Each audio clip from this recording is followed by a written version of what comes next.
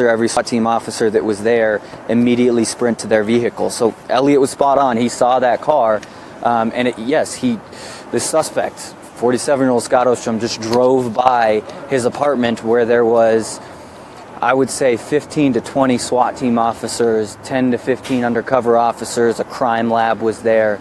Probably not a place that you want to drive by when you have a nationwide manhunt looking for you, because there was a lot of police officers there, a lot SWAT team officers there, and like I said, it didn't take them long to hop in their cars, and 4 blocks later they got the guy.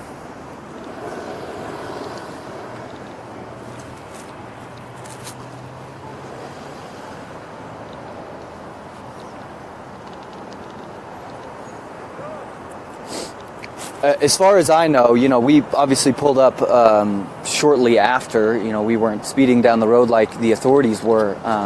But yes, there's no damage to the car. It appears that he stopped behind some traffic that may have been at the traffic light here that you're seeing at Federal.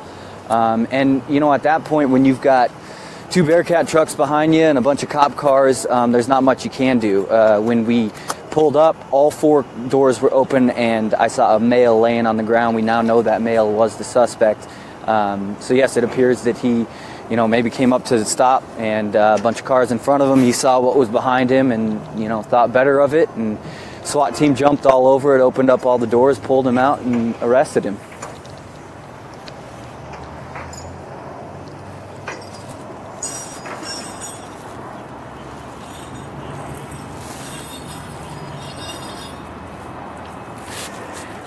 Ernie, it's certainly, Ernie, it's certainly an interesting move to drive by an apartment where you figure authorities are there looking for you. We were there since about 5 a.m. We have the ability, we have some research tools that we have where if we find out a name, we can find out an address and license plate and whatnot. So that's how we kind of started our story this morning. Is we found out he had an association with this address. We started listening to the scanners, and we heard this address being talked about over and over. So we made our way out there, and sure enough, they were combing through that apartment. I will mention, and this is not confirmed, but this is what we hear over the scanners, that they were talking to neighbors as we were out there 4 or 5 a.m. this morning. And one neighbor did tell the officers, what we heard over the scanner, is that they did see the suspect yesterday. So that, at that point, kind of gave us a good idea that this is probably where, in fact, he does live, and that he could be in the area. And sure enough, he drove right by it.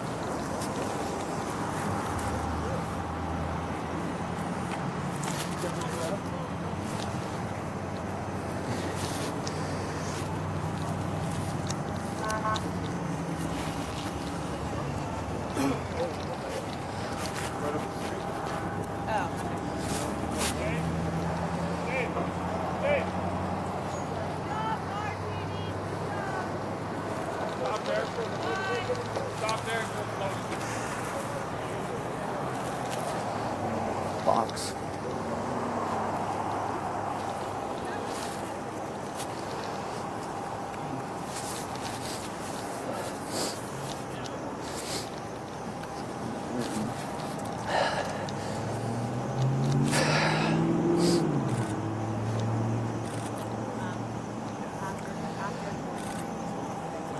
Yeah, Kirk, you can see right behind me here, they are loading that red Mitsubishi Mirage that, we've been searching for. Everyone in the area, authorities all over the country, in fact, have been searching for the past 14 hours.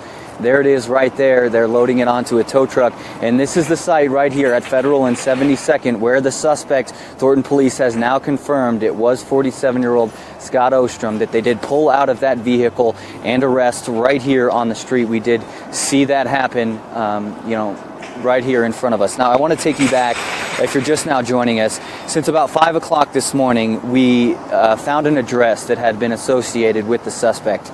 We started listening to some scanner traffic and heard this address being talked about over and over again, so we decided to make our way out there and see what the authorities were working on. We got out there about 5 a.m. and at first we just saw a couple undercover cars at that point that were kind of staking out the area. We heard talks of snipers over the scanner that probably were staging the area, seeing what they were working with there. As the hours went by, we had several SWAT trucks come and park right out front of the apartment. We had crime lab vans come park out front. So, you know, you got the sense that something was happening. Maybe they were waiting for a search warrant. About 8 o'clock, maybe 7:45, they did enter the apartment, and we know that apartment was associated with the suspect through our research, and we saw some SWAT officers go ahead and enter into that apartment. No more than 10 minutes after that, our photographer here, Elliot, he looked at me and he said, "That was the red Mitsubishi." And I turned around, and 10, 15, 20 SWAT officers, undercover officers, then sprinted to their vehicles from this apartment, peeled out. I mean, it's like a scene out of the movies where you see the smoke coming out from under the tires. They peeled out and went after this red Mitsubishi that you're now seeing here. And we're about 4 blocks down the road now. Once again, it's Federal and 72nd. They were able to catch up to the red Mitsubishi Mirage. It appears that it's at a stoplight. You can see here that maybe the suspect caught up to kind of some, you know, traffic in the morning and was backed up by a few cars at the light. And, you know, you assume he looked in the rear view, and you've got 2 SWAT team trucks behind you and a bunch of police cruisers, and there's nowhere to go. So as soon as we pulled up here, we saw all 4 doors on that car opened up, and that suspect, 47-year-old Scott Ostrom, being arrested on the street by officers. I believe we gave you a picture of that earlier. We're able to confirm that it was the suspect, and it's just amazing to think that, you know, after being out there for several hours this morning where there was not much action going on, I think the term that they use for it is staging the area. We saw a lot of staging, but not much action. And literally 5 minutes after they opened the door and probably found that he was not inside, the suspect comes driving by his apartment, and you know, we all saw it in real time as officers then got to work, and just less than 4 blocks down the road, were able to arrest that suspect, and off goes the vehicle that folks have been searching for here in this area for about 14 hours now since that shooting took place, and suspect is in custody, and that vehicle is being towed away.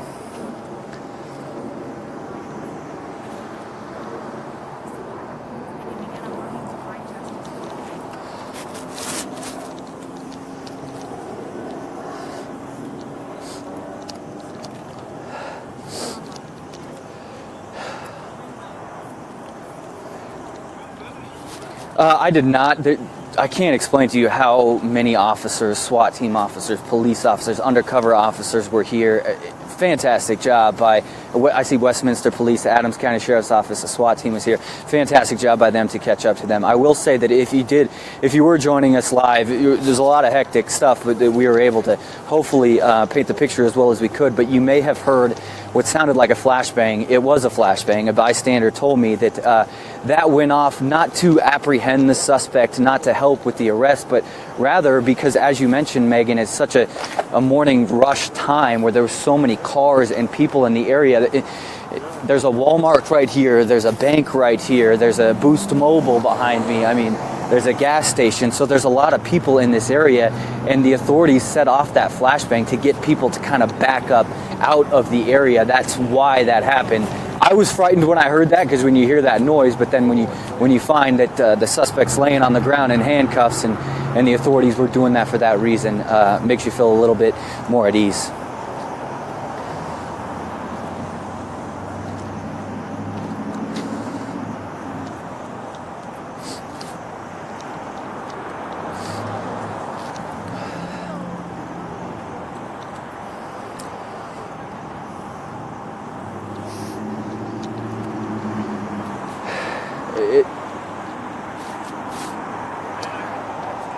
Absolutely. You know, it almost felt like Elliot and I were here on a stakeout all morning. There just wasn't much going on. And if you're just joining us once again, we wanted to be transparent to the viewers throughout the morning in our show. And we gave you an idea of where we were, but we did not want to show pictures of what the officers and SWAT teams are doing outside of that apartment. There wasn't much action. They were staging the area. So it was not much to see for the first several hours. And you begin to think he's probably not there. And then they do open the door and you see the crime lab go in taking pictures.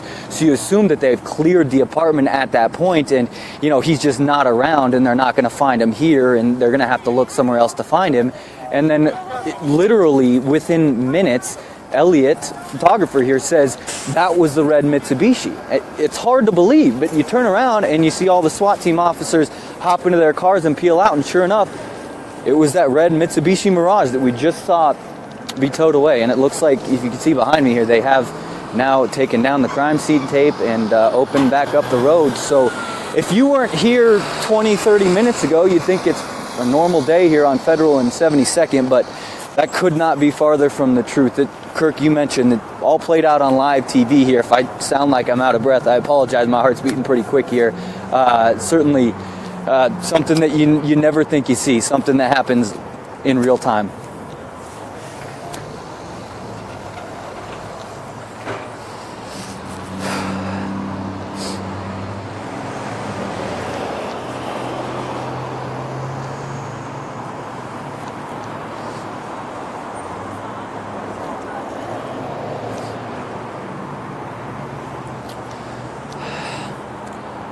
Absolutely. You know, I've been talking with you guys throughout the morning with people tapping me on the shoulder saying what's going on, and it's hard to tell them at that point, but I do want to mention this. When that suspect was arrested, I believe you guys saw a video of him being taken out of the police car after they'd already put him in. They were taking him out, and it looked like they were talking to that suspect.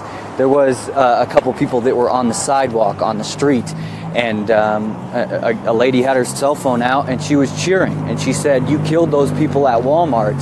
You deserve this." She said some other things that I can't say on television, but you start to get the sense that people, you know, at first you don't know what's going on. You have no idea that this is tied to what happened last night at the Walmart, the tragedy that happened there. But certainly this lady knew exactly what was going on, and whether it's, you know, you hope she's following along on our Facebook page here on Fox 31 and getting the information that is in fact what happened, and she's cheering them on, saying, you know, you got what you deserve. You killed 3 people yesterday, and she's cheering the officers. I believe I mentioned to you guys not too long ago, the crowd has dissipated, but when the crowd was out here, there was a round of applause for the SWAT team officers, the police officers that were out here, and they certainly deserve that.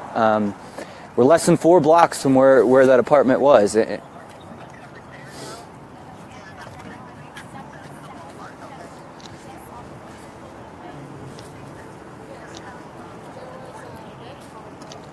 All right, cool. We'll try it.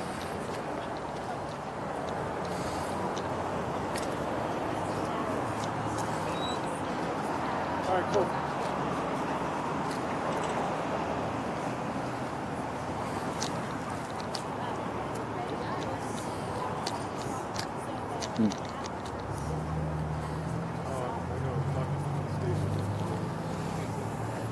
Absolutely. Absolutely.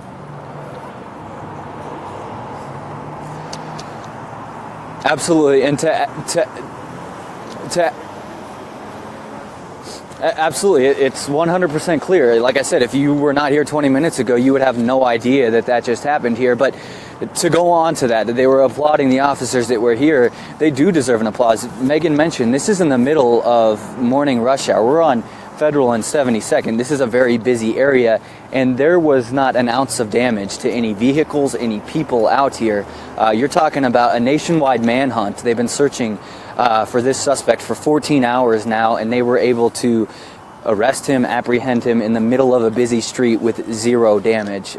Pretty spectacular.